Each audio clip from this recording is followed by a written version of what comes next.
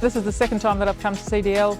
We've always been very passionate about supporting manufacturing in Australia and innovation. What I've seen in CDL today so far is there's a lot of very interesting projects that are happening. The theme has been that there's companies that are ready to start manufacturing and they're not quite sure how to go about it, and particularly how to scale.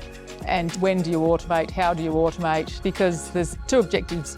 One is for us to quickly come up to speed with what they're doing and what their tech is about. And then the other one is to support them as much as we can as well. We go through and map out what their manufacturing is, so how you manufacture their product, and then look at things like design for manufacture and assembly, so how can you make it as cheap and robustly as possible, and also their scaling strategy.